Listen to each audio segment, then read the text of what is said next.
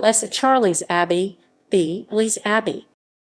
Écharlis Abbey French Abbey des Écharlis is a former Cistercian monastery in Villefranche, Yonne, France. It was founded in the 12th century by a secular priest with two companions who wanted to live a monastic life. Soon afterward, the monastery joined the Cistercian order as a dependency of Fontenay Abbey. An initial site, quickly deemed too small for the growing numbers of monks, was soon abandoned in favor of a more suitable site located a few kilometers away. The abbey grew rapidly, thanks especially to the fame of the peasant Saint Alpaïs whom the monks had befriended, and whose vita was written around ca. 1180 by a monk named Peter. However, the abbey experienced numerous changes and hardships thereafter: the Hundred Years' War, the French Wars of Religion, abbatial appointments in commendam, and repeated destruction. It was dissolved in 1791 and sold as a so-called bien national during the French Revolution. Foundation. Écharlis Abbey became the first dependency of Fontenay Abbey. Its founding as a Cistercian monastery was made possible by a gift of land by a certain Vivian, a knight and lord of La Ferte-le-Pier, to Father Etienne, a secular priest, and his two companions, Theobald and Garnier. It is not clear when precisely the monks settled at Écharlis.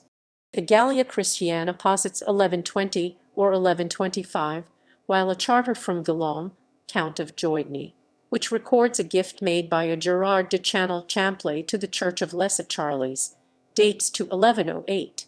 It is therefore likely that there was a monastery on the site before its affiliation with the Cistercian order, as was common at the time.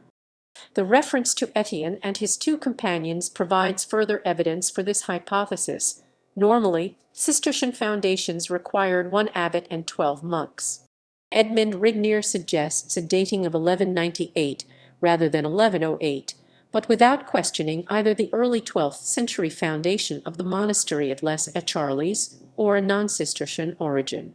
An early church document, an act signed by Hugues de Tausig, Archbishop of Sens, and dated 1151, confirmed the rights of the new abbey. A bull confirms the abbey's foundation dates from 20 November 1163 and was signed by Pope Alexander Roman III, who had sought refuge in nearby Sens to escape from Frederick Barbarossa.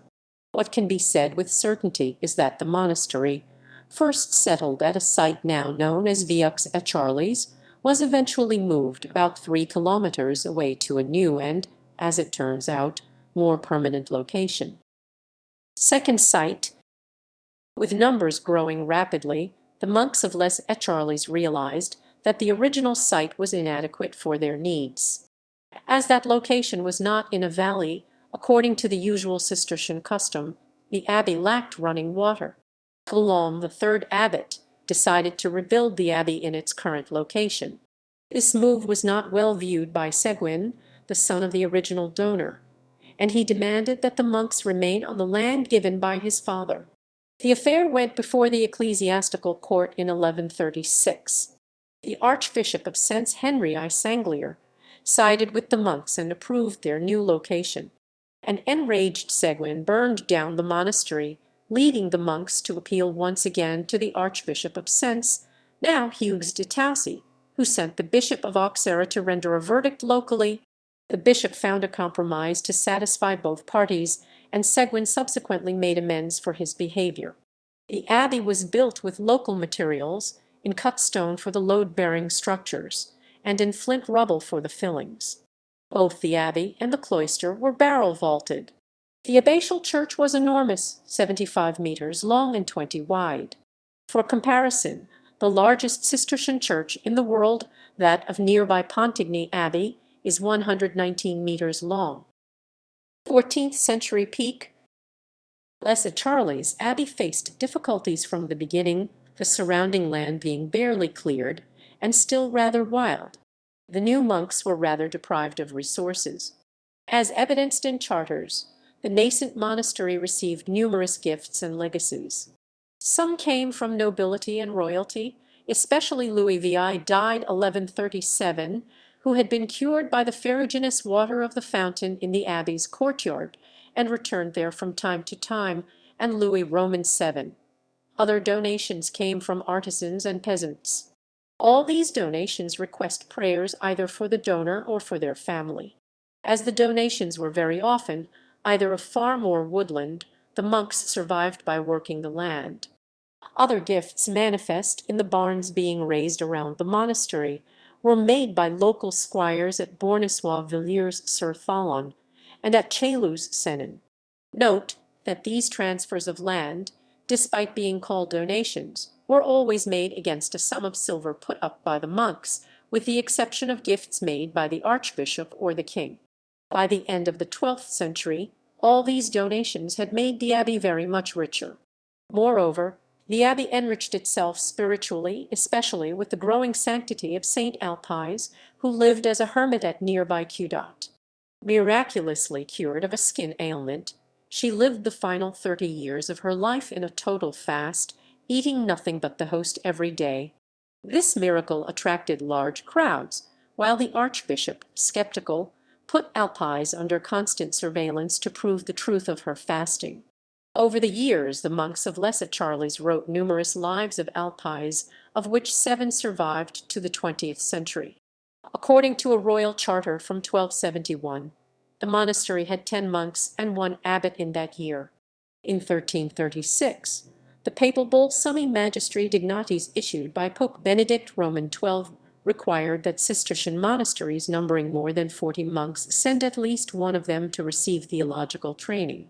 The monastery of Les Écharlis was well below this number, which also explains the lack of daughter houses. Burials at the abbey. As was the case at other Cistercian abbeys, notably Pontigny, and of course Cîteaux, the abbey of Les Écharlis was chosen as a burial site for several local families who wanted to guarantee the monks' prayers for their souls and to create a prestigious place of burial.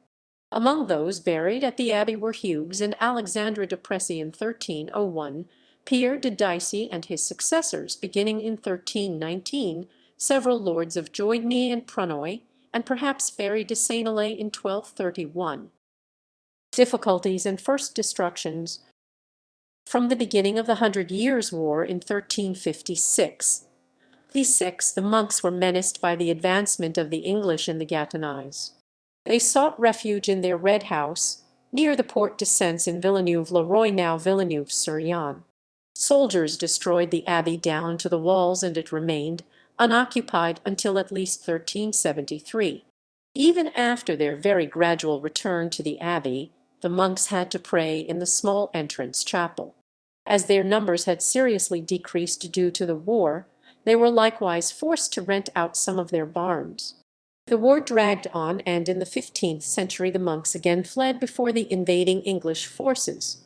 Les Écharlis Abbey languished unoccupied and open to pillage from 1440 to 1455. The severe decrease in their numbers caused by war, the Black Death, and a general decline in interest in monasticism prevented the monks from cultivating their lands themselves. They chose to lease out their lands under emphyteuses, a kind of long-term lease, thus becoming both farmers and owners. 16th century decline. In 1524, the monks were once again harassed by armed bands sponsored by Francois de Leger, Lord of Pressy. As a result, the monks had to seek temporary refuge in Villeneuve-le-Roi once again. Thereafter, the monastery saw some stability, and the ancient refectory was repurposed as the abbey church. It was also at this time that the appointment of abbots in commendam began in Les Écharlis. From that point on, the abbot came from outside the abbey and existed outside of its rules. Initially, such abbots were members of the secular clergy, often a bishop, but increasingly the commendatory abbot was chosen by the king from among the ranks of the nobility, as a result of the Concordat of Bologna signed by King Francis I and Pope Leo X. The first commendatory abbot of Les Écharlis was Jean de Langeac, Bishop of Avranches and later of Le Mans. He undertook a number of major projects at Les Écharlis, and according to Edmond Rignier, built a new abbey much smaller than the first on a site measuring 32 meters by 10 meters as opposed to 75 meters by 20 meters for the medieval abbey and on the opposite side of the cloister. However, the good relations Jean de Langeac had with the monks were an exception. The subsequent commendatory abbot, Guillaume Pelissier, was so hated by his monks that they brought him before the courts. In 1562 and 1568, the abbey, as well as the surrounding region, fell prey to the ravages of the French Wars of Religion. On 24 October 1562, Protestant troops led by Coligny massacred the monks and burned down the church. During the Huguenot siege of Auxerre, the monks once again sought refuge outside the monastery and therefore were not present as the abbey house, among other structures, was destroyed. With the Edict of Nantes in 1589 peace returned to the region. Unfortunately, de Beaufevent spent only 2 years in office before abbatial appointments in commendam were restored. The monastic community was decimated from about a dozen monks in 1544. The monastery's population dropped to just 4 after the Wars of Religion. It rose again to 8 or 10 monks before the Fronde, but dropped once more to 4 in 1669.